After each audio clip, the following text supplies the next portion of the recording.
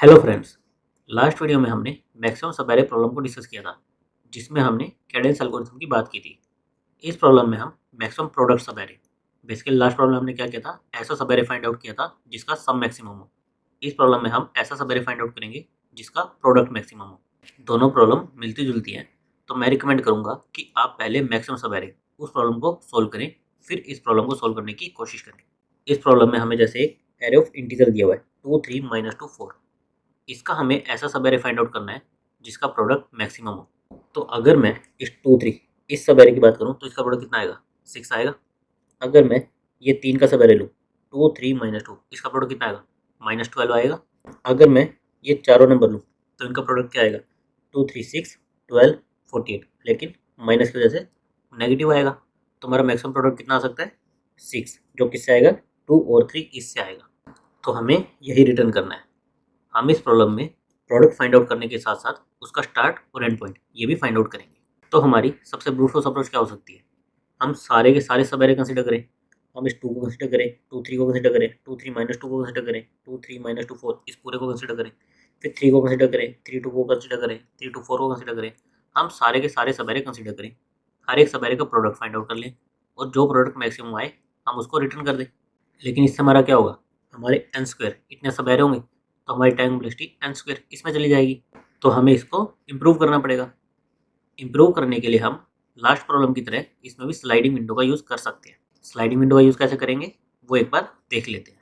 Sliding window में हम क्या करते हैं, हम एक लेफ्ट पॉइंटर लेते हैं, एक राइट पॉइंटर लेते हैं, दोनों को इनिशियली 0th इंडेक्स पर पॉइंट करा देते हैं। फिर हम 1 बाय 1 राइट बाउंड्री को मूव करते हैं, और जब तक हमारी विंडो वैलिड हो हम उसका प्रोडक्ट कैलकुलेट करते रहते हैं, हमारे मैक्स प्रोडक्ट से कंपेयर करते रहते हैं। अगर हमारा प्रोडक्ट ज़्यादा आ गया तो हमारे मैक्स प्रोडक्ट को अपडेट कर देते हैं, और हमारे मैक्स स्टार्ट और एंड को हमारी विंडो एल और आर इससे अपडेट कर देते हैं अगर हमारा मैक्स प्रोडक्ट अपडेट हुआ हो तो हम इसी कंसेप्ट को इस पूरे एग्जाम्पल पर लगाकर देखेंगे। स्टार्टिंग में हमने एल और आर 0th इंडेक्स पर ले लिया। हमारा क्या एलिमेंट है, -2, तो हमारा करंट प्रोडक्ट क्या हो जाएगा, -2। इनिशियली हम एक वेरिएबल इनिशियलाइज कर लेंगे करंट प्रोडक्ट, जिसको 1 से इनिशियलाइज कर देंगे। फिर हमारा ये करंट एलिमेंट आया, हम इससे मल्टीप्लाई करेंगे तो हमारा करंट प्रोडक्ट क्या हो जाएगा, -2 हो जाएगा। अभी हमारा मैक्स प्रोडक्ट भी क्या है, यही रहेगा। हमने फर्स्ट प्रोडक्ट फाइंड आउट किया है तो हमारा मैक्स प्रोडक्ट भी क्या होगा, यही -2 होगा अभी। और स्टार्ट और एंड क्या होंगे, हमारे 0 0 होंगे अभी।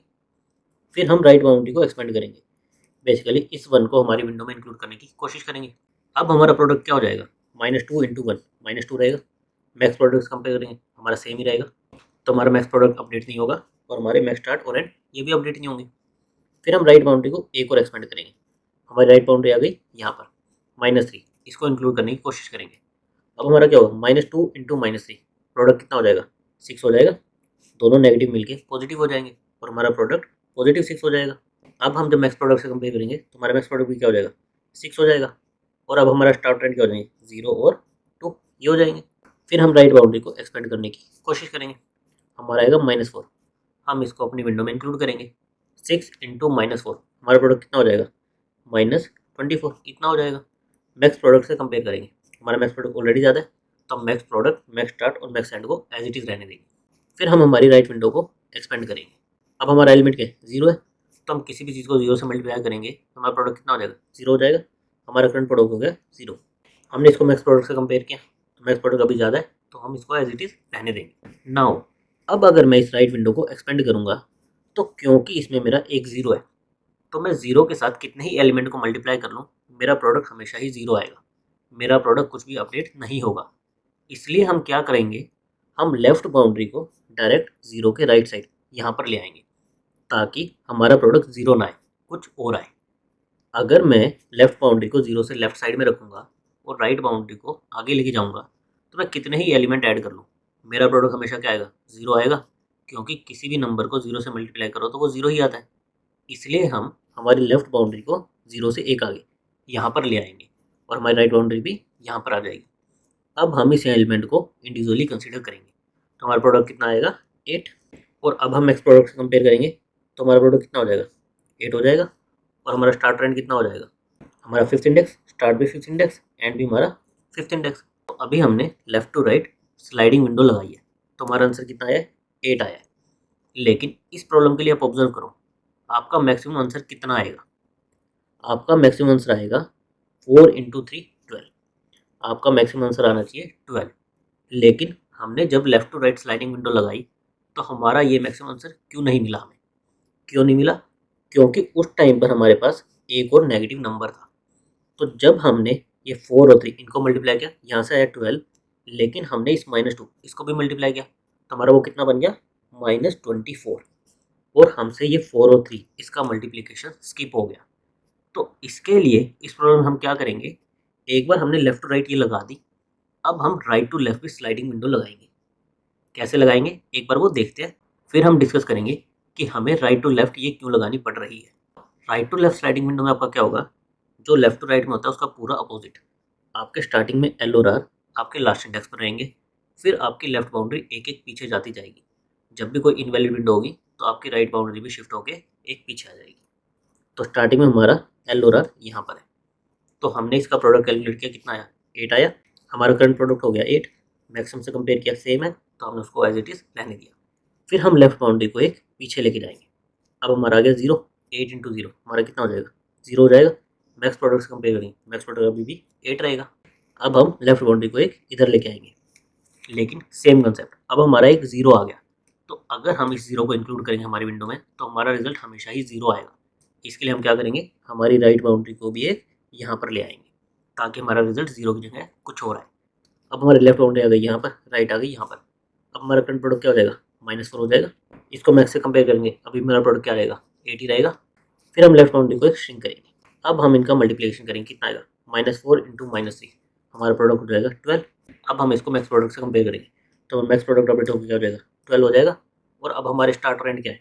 सेकंड इंडेक्स और थर्ड इंडेक्स, तो हमारे ये अपडेट हो जाएगा सेकंड इंडेक्स और थर्ड इंडेक्स। फिर हम लेफ्ट बाउंड्री को एक श्रिंक करेंगे। अब हमारा करंट प्रोडक्ट 1 से मल्टीप्लाई होगा तो वो 12 ही रहेगा।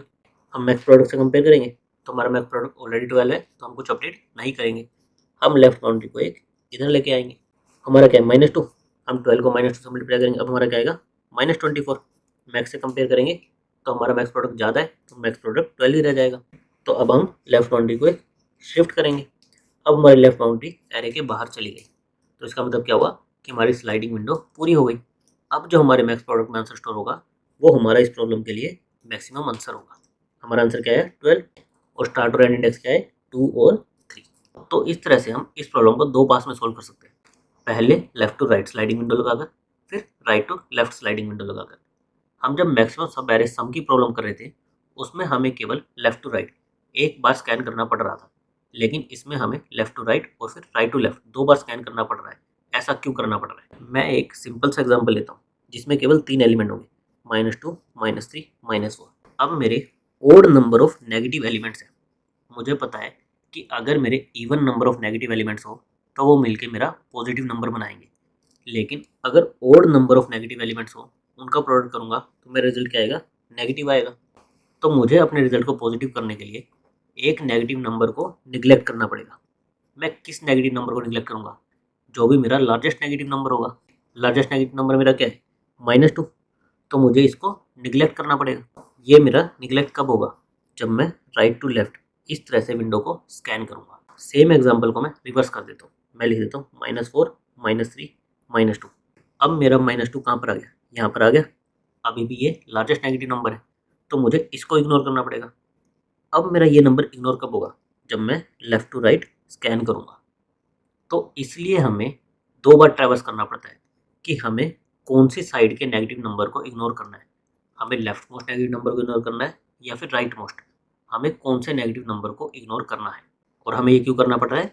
क्योंकि ये हमारे मैथमेटिक्स की प्रॉपर्टी है कि हम ओड नंबर को मल्टीप्लाई करते हैं तो हमारा रिजल्ट नेगेटिव आएगा। हमें रिजल्ट पॉजिटिव चाहिए तो हमें किसी एक नंबर को निगलेक्ट करना पड़ेगा। बाकी हमारा पूरा का पूरा एल्गोरिथम प्रीवियस प्रॉब्लम जैसा ही है। प्रीवियस प्रॉब्लम में हम लेफ्ट विंडो को कब श्रिंक करते थे? जब हमारा रिजल्ट नेगेटिव में जाता था, क्योंकि हम नंबर्स को ऐड कर रहे थे। तो जैसे ही हमारा रिजल्ट नेगेटिव जाएगा उसको हम किसी पॉजिटिव नंबर में ऐड करेंगे तो हमारा बेनिफिट नहीं होगा। लेकिन प्रोडक्ट के केस में क्या है? अगर हमारा स्टार्टिंग में नेगेटिव नंबर भी है और हमें एक नेगेटिव नंबर और मिल गया तो हमारा रिजल्ट पॉजिटिव हो जाएगा। तो हम नेगेटिव के बेस पर इसको निगलेक्ट नहीं कर सकते। लेकिन प्रोडक्ट के केस में क्या होता है? अगर आपका कोई नंबर 0 आ जाए तो आपका प्रोडक्ट हमेशा 0 आएगा। तो हम 0 के बेसिस पर नंबर को निगलेक्ट कर सकते हैं। इसलिए इसमें हम क्या करते हैं? 0 के बेसिस पर हमारी लेफ्ट बाउंड्री को श्रिंक करते हैं। बाकी हमारा पूरा का पूरा कंसेप्ट सेम है। हम राइट विंडो को एक एक स्लाइड करते जाते हैं और फिर जब जरूरत पड़ती है तो हम लेफ्ट विंडो को श्रिंक कर देते हैं। अब हम एक बार इसका कोड देख लेते हैं। कोड में हमें एक वेक्टर ऑफ इंटीजर्स दिया है, हमने उसका साइज n वेरिएबल में स्टोर करा लिया। फिर हमारा इनिशियल प्रोडक्ट हमने 1 से इनिशियलाइज कर दिया। क्यों कर दिया? क्योंकि 1 का किसी से मल्टीप्लाई करो तो हमारा सेम नंबर आता है, इसलिए हमने करंट प्रोडक्ट को 1 से इनिशियलाइज कर दिया। हमें प्रोडक्ट को मैक्सिमम करना है, तो स्टार्टिंग में हमने मैक्स प्रोडक्ट को एक काफ़ी लो वैल्यू से इनिशियलाइज कर दिया, इंट में, इससे इनिशियलाइज कर दिया।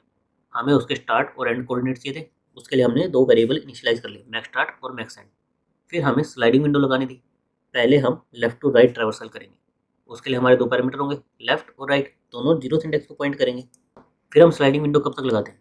जब तक हमारी राइट बाउंड्री हमारे एरे के बाहर नहीं चली जाती। आर जब तक आपका एन से छोटा है, तब तक हम क्या करते हैं, 1 बाय 1 हम आर बाउंड्री को एक आगे लेके जाते हैं। बेसिकली आर एथ एलिमेंट को इंक्लूड करने की कोशिश करते हैं। इंक्लूड करने का मतलब क्या हुआ? हम उस एलिमेंट को हमारे करंट प्रोडक्ट से मल्टीप्लाई कर देंगे और हमारा करंट प्रोडक्ट आ जाएगा। उसको हम मैक्सिमम प्रोडक्ट से कंपेयर कर लेंगे। अगर हमारा करंट प्रोडक्ट ज़्यादा हुआ तो हम मैक्सिमम प्रोडक्ट को अपडेट कर देंगे और उसके स्टार्ट और एंड कोऑर्डिनेट स्टोर कर लेंगे। उसके बाद हमें क्या देखना था? अगर हमारा करंट प्रोडक्ट जीरो हो गया, यानी हमारा आर एथ एलिमेंट क्या है, जीरो है, तो हमें लेफ्ट बाउंड्री को डायरेक्ट आर प्लस 1 इस पर लेकर चले जाना है और हमारे करंट प्रोडक्ट को फिर से रीइनिशियलाइज कर देना है, किससे? 1 से। और लास्ट में हम आर प्लस प्लस हमारी राइट बाउंड्री को एक स्लाइड कर देंगे ताकि हम नेक्स्ट आइटरेशन को परफॉर्म कर सकें। नाउ ये हो गई हमारी left to right sliding window. हमें right to left sliding window भी लगानी है। उसमें क्या होगा? पूरा का पूरा इसका अपोजिट होगा। हम करंट प्रोडक्ट को 1 से इनिशियलाइज कर देंगे। अब हमारे लेफ्ट और राइट किस पर आएंगे? हमारे लास्ट इंडेक्स n-1 पर। फिर हमें लूप कब तक चलाना है? जब तक हमारी लेफ्ट बाउंड्री एरे के बाहर नहीं चली जाती, यानी कि लेफ्ट बाउंड्री हमारी 0 या उससे बड़ी है। उसमें हम क्या करेंगे? 1 बाय 1 लेफ्ट बाउंड्री को एक्सपेंड करेंगे, हमारे लेफ्ट मोस्ट एलिमेंट को इंक्लूड करेंगे। कैसे करेंगे? उस एलिमेंट को हमारे करंट प्रोडक्ट से मल्टीप्लाई कर देंगे। हमारा करंट प्रोडक्ट आ गया, हम उसको मैक्स प्रोडक्ट से कंपेयर कर लेंगे। अगर ज़्यादा है तो मैक्स प्रोडक्ट को अपडेट कर देंगे, उसका स्टार्ट और एंड कोऑर्डिनेट स्टोर कर लेंगे। फिर अगर हमारा करंट प्रोडक्ट 0 हो गया तो हम राइट बाउंड्री को l-1 डायरेक्ट इस पर ले आएंगे, 0 से 1 पहले, और हमारे करंट प्रोडक्ट को 1 से इनिशियलाइज कर देंगे। और लास्ट में हम l-, हमारी लेफ्ट बाउंड्री को एक स्लाइड कर देंगे ताकि हम नेक्स्ट आइटरेशन परफॉर्म कर सकें। हमारे इन दोनों लूप्स के बाद हमारा आंसर मैक्स प्रोडक्ट इसमें स्टोर हो जाएगा और हमारे कोऑर्डिनेट स्टार्ट और एंड इसमें स्टोर हो जाएंगे, तो हम उनको रिटर्न कर देंगे। नाउ इसकी हमारी टाइम वेलोसिटी क्या रहेगी?